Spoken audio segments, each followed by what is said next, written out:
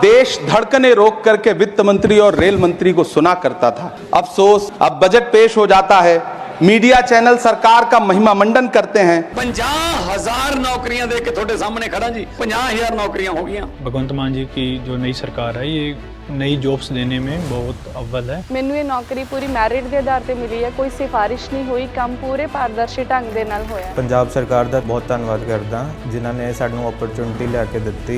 Mechanical engineers ਨੂੰ भी recruit किया। अब तक 50,000 से अधिक सरकारी नौकरियां युवाओं को प्रदान की जा चुकी हैं। ये है नया पंजाब, ये है रंगला पंजाब। और बेचारी जनता बजट के आंकड़ों के शब्द जाल में उलझी हुई महीनों बाद समझ पाती है कि उसका तो फिर से कट गया। दोस्त सभापति महोदय, इस सरकार का बाजार और महंगाई पर कोई नियंत्रण नहीं रह गया है। चाहे देश में लहसुन 400 रुपए किलो बिक जाए, टमाटर 100 रुपए किलो बिक जाए, प्याज का दाम सुनकर आंखों में आंसू आ जाए, लेकिन वित्त मंत्री महोदया बजट में महंगाई का मां भी नहीं बोलती हैं। बच्चों की उम्र की हिमायती होने की, जिंदा रहते हुए जनता से हर चीज पर टैक्स वसूलने वाली यह सरकार कम से कम मरने पर तो लोगों को बख्श देती, लेकिन नहीं, वहां भी लूटना है। धन्यवाद। माननीय श्री इमरान प्रतापगढ़ी जी, 15 मिनट।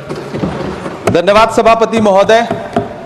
कभी सुदामा पांडे धूमिल जी ने कहा था कि एक आदमी रोटी बेलता है, एक आदमी रोटी खाता है, एक तीसरा आदमी भी है जो न रोटी बेलता है न रोटी खाता है, वो सिर्फ रोटी से खेलता है। वो तीसरा आदमी कौन है? मेरे देश की संसद मौन है। सभापति महोदय, वो भी क्या दिन थे जब संसद में देश का बजट पेश होता था तो देश की सड़कें ठहर जाया करती थीं। रेल बजट पेश होता था तो लोगों की उम्मीदें रेल के डिब्बों की तरह पटरियों पर दौड़ने लगती थीं। पूरा देश धड़कने रोक करके वित्त मंत्री और रेल मंत्री को सुना करता था। अफसोस अब बजट पेश हो जाता है, मीडिया चैनल सरकार का महिमा मंडन करते हैं और बेचारी जनता बजट के आंकड़ों के शब्द जाल में उलझी हुई महीनों बाद समझ पाती है कि उसका तो फिर से कट गया।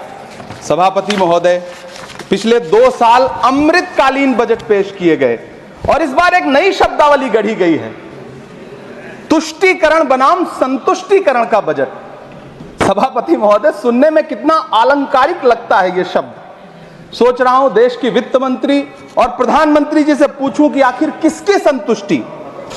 जिस बजट में मनरेगा के लिए 1 रुपए की बढ़ोतरी ना हो, वही पुराना 86,000 करोड़, जबकि पहले ही 9,754 करोड़ का घाटा हो, जिस मनरेगा से करोड़ों मजदूरों के घर में चूल्हा जलता हो, उस मनरेगा में काम करने वाले गरीब मजदूरों के लिए अगर आपके खजाने से 1 रुपया भी इजाफी नहीं निकल सका तो भला कौन संतुष्ट हुआ साहब? इस देश का गरीब मजदूर या आपके उद्योगपति दोस्त? वो जो महाराष्ट्र में लोकसभा और विधानसभा के बीच में 40 लाख मतदाता बढ़ाए गए थे, अरे उन्हीं के लिए मनरेगा का थोड़ा सा बजट बढ़ा देते। क्या उसमें मनरेगा का एक भी मजदूर नहीं था 40 लाख लोगों में? सारे के सारे 12 लाख की छूट वाले से आगे के लोग थे। सभापति महोदय, कल जब वित्त मंत्री जी देश की संसद में भाषण दे रही थी तो वहां मुंबई में कोई गरीब इंसान जब अपनी जेब टटोल करके अपनी मोटरसाइकिल में 1 लीटर पेट्रोल भरवा रहा था तो उस पेट्रोल की कीमत थी 103 रुपया प्रति लीटर। आखिर इतना महंगा पेट्रोल डीजल खरीद के कौन संतुष्ट हो रहा है? इस देश के गरीब लोग या फिर सरकार के चहेते धन्ना सेठ? सभापति महोदय, वित्त मंत्री जी इस बजट को मध्यम वर्ग को संतुष्ट करने वाला बजट बता रही हैं।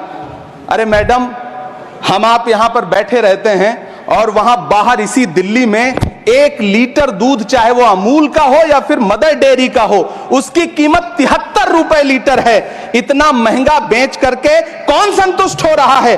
गरीब जनता या आपके धन्ना सेठ दोस्त? सभापति महोदय, इस सरकार का बाजार और महंगाई पर कोई नियंत्रण नहीं रह गया है। चाहे देश में लहसुन 400 रुपए किलो बिक जाए, टमाटर 100 रुपए किलो बिक जाए, प्याज का दाम सुनकर आंखों में आंसू आ जाए, लेकिन वित्त मंत्री महोदया बजट में महंगाई का मां भी नहीं बोलती हैं। बच्चों की किताब और पेंसिल तक पर टैक्स लगाने वाले सरकार से मैं पूछना चाहता हूं कि आप मध्यम वर्ग का हितैषी बताते हैं खुद को, तो शर्म नहीं आती है? खुद को धार्मिक कहने वाली सरकार भगवान श्री कृष्ण के प्रिय खाद्य पदार्थों दही और मक्खन तक पर जीएसटी लगाती है और बात करती है मध्यम वर्ग की हिमायती होने की। जिंदा रहते हुए जनता से हर चीज पर टैक्स वसूलने वाली यह सरकार कम से कम मरने पर तो लोगों को बख्श देती, लेकिन नहीं, वहां भी लूटना है। अंतिम संस्कार के सामान अगरबत्ती, धूप बत्ती, केवड़ा जल, चंदन पाउडर, जौ, बताशा, काला तिल, पंचरत्न, कपूर और कफन तक पर टैक्स लेने वाली यह सरकार किस मुंह से खुद को मध्यम वर्ग का हितैषी बताती है? कौन सी संतुष्टि, किसकी संतुष्टि? कदम कदम पर टैक्स देकर लुटने वाली जनता की, या फिर जनता से टैक्स वसूल करके धन्ना सेठों का खजाना भरने वाली सरकार की? किसकी संतुष्टि? सभापति महोदय, हमसे जुड़े रहने के लिए हमारे YouTube चैनल को सब्सक्राइब करें और नई वीडियो की नोटिफिकेशन के लिए बेल आइकॉन को दबाएं।